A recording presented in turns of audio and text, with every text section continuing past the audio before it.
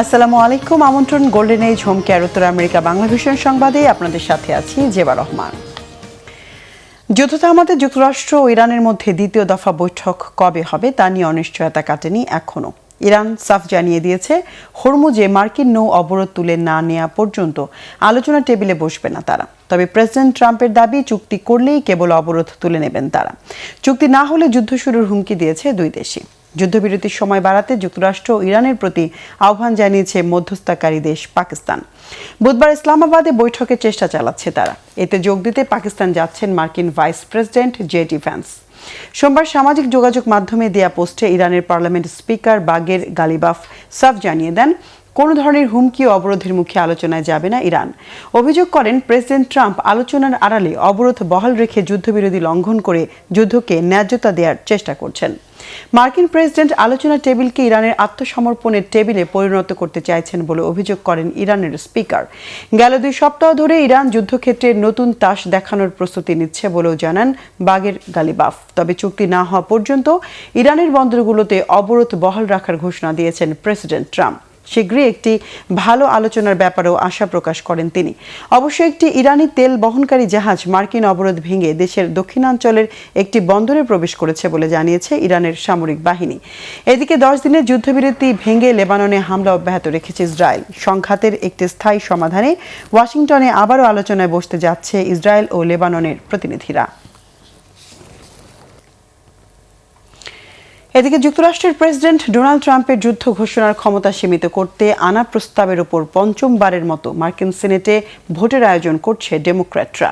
সোমবার সিনেটের সংখ্যালঘু ডেমোক্র্যাট নেতা চাক শুমার এই ভোট আয়োজনের ঘোষণা দেন।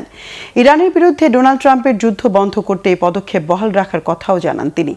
রিপাবলিকানদের কঠোর সমালোচনা করে চাক শুমার বলেন, সেনারা যখন যুদ্ধে জীবন বাজি রাখছে তখন রিপাবলিকানরা হাত গুটিয়ে বসে থাকতে পারে না। যুদ্ধ বন্ধ করতে রিপাবলিকানদের সমর্থন আদায় পর্যন্ত এই ভোটের কার্যক্রম অব্যাহত থাকবে বলে জানান তিনি। যুক্তরাষ্ট্রের সংবিধান অনুযায়ী কংগ্রেস যুদ্ধ ঘোষণার ক্ষমতা রাখলেও প্রেসিডেন্টের সে ক্ষমতা নেই। যে কোনো সামরিক অভিযানের আগে প্রেসিডেন্ট ট্রাম্প যেন সিনেটের অনুমোদন নিতে বাধ্য হয় সে চেষ্টাই করছেন ডেমোক্র্যাটরা। তবে সিনেট ও প্রতিনিধি পরিষদে রিপাবলিকান সদস্যরা অল্প ব্যবধানে সংখ্যাগরিষ্ঠ হওয়ায় ডেমোক্র্যাটদের পদক্ষেপগুলো বারবার আটকে যাচ্ছে। পদত্যাগ করছেন যুক্তরাষ্ট্রের শ্রমমন্ত্রী লরি চাভেজ ডিরেমার। নারী কর্মীদের সঙ্গে আচরণ নিয়ে অভিযোগ সহ একাধিক কেলেঙ্কারির মধ্যেই তার এই পদত্যাগের ঘোষণা এলো। সোমবার রাতে সামাজিক যোগাযোগ মাধ্যমে দেয়া পোস্টে নিজের পদত্যাগের বিষয়ে উল্লেখ করে লরি লেখেন, ট্রাম্প প্রশাসনে কাজের সুযোগ তাকে শ্রমিক ও ব্যবসায়ীদের মধ্যে সেতু বিনির্মাণে সহযোগিতা করেছে। দায়িত্ব শেষ হলেও শ্রমিকদের জন্য লড়াই বন্ধ করবেন না বলে জানান তিনি। নতুন করে বেসরকারি খাতে ফিরে যাওয়ার বার্তা দেন লরি। সম্প্রতি নিউ ইয়র্ক টাইমস সহ একাধিক গণমাধ্যমে লরি চাভেজের নানা বিতর্কিত কর্মকাণ্ড উঠে আসে।